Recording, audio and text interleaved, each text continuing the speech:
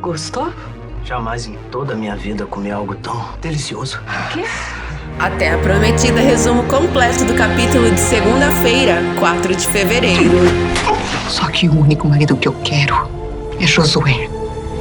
Meu Josué. Lila diz para Jéssica que não gostou nada do que ela fez e diz que estava muito bem em sua tenda. Falsa, Jéssica diz que está pensando no melhor para ela e a menina responde que não tá e diz que só concordou em voltar porque Raabe pediu. E Jéssica, furiosa, coloca a menina de castigo no quarto.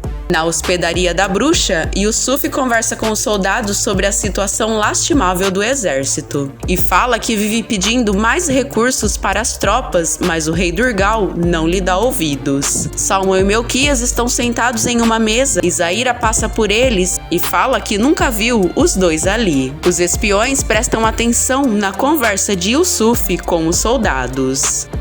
Layla conversa com Livana sobre o casamento e pergunta por que a filha se entregou para Rune se não gosta dele. Livana fala que se pergunta por que foi fazer uma loucura dessas.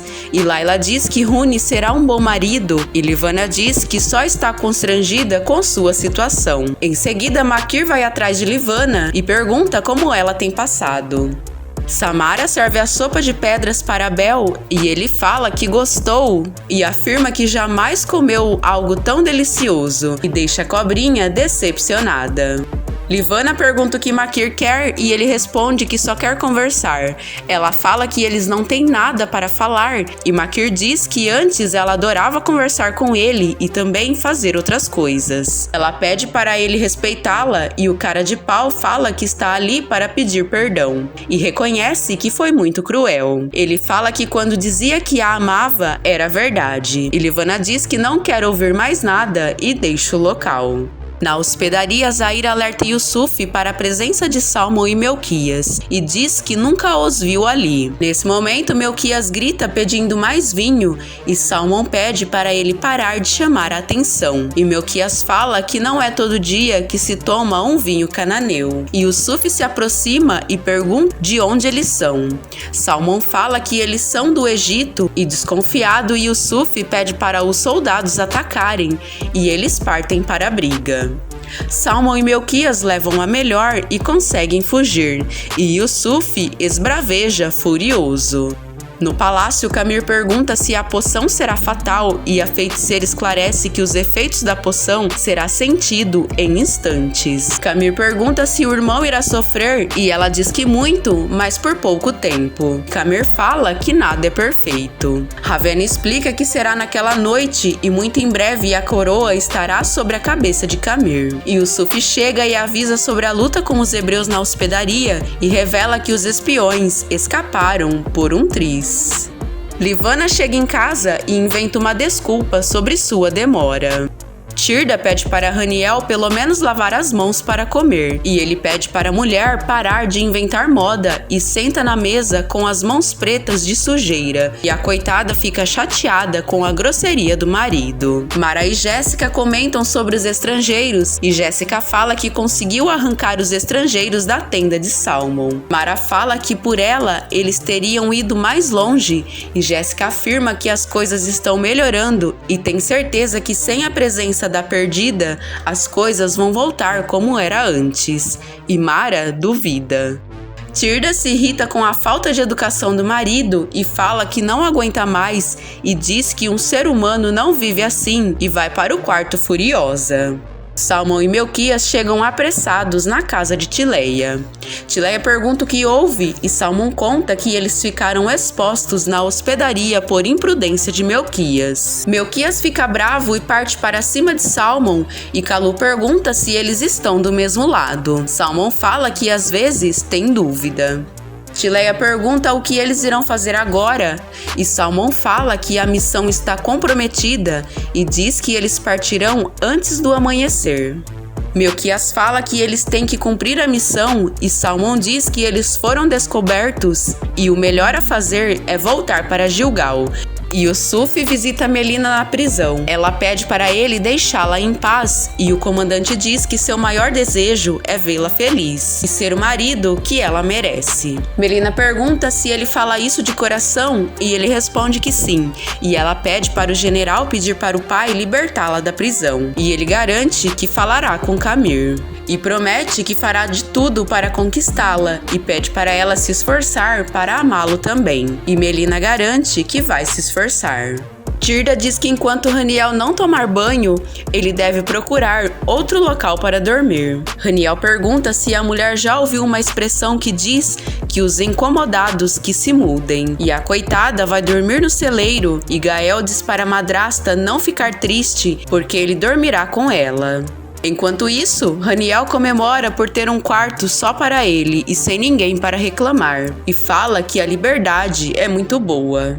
No palácio, Yusuf informa Camir que ainda não tem nenhuma pista dos invasores. Camir fala que encontrar os espiões tornaria sua noite duplamente gloriosa, com a morte de Durgal e a prisão dos dois inimigos. Yusuf pede para Camir libertar Melina e o governador diz que vai mandar soltá-la desde que ele apresse o casamento, e diz que ele mesmo vai informar Melina sobre sua decisão.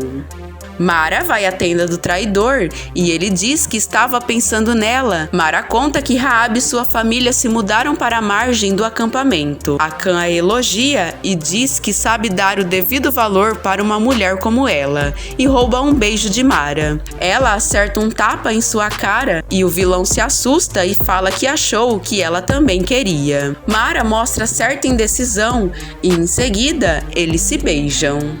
Abel conversa com Samara e diz que percebeu que ela está fazendo de tudo para ele se afastar. Ele diz que ficou ainda mais interessado e afirma que gosta de um bom desafio, e deixa Samara furiosa.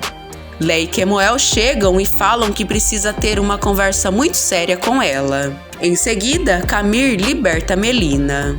Kemuel diz que está sentindo vergonha da filha e fala que agindo dessa forma, ela só se prejudica. Kemuel diz que tomou sua decisão e não volta atrás e diz que Abel é um rapaz excelente e fala que Samara se casará, querendo ou não. E a cobrinha diz que se casar com um homem que não Josué é a morte para ela e fala que sua vida acabou.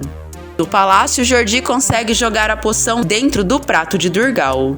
O rei pede para Arauto experimentar a sopa antes dele comer, e o ex-mensageiro de Jericó começa a passar mal após comer a sopa, e Durgal grita para chamar os guardas e diz que alguém tentou matá-lo.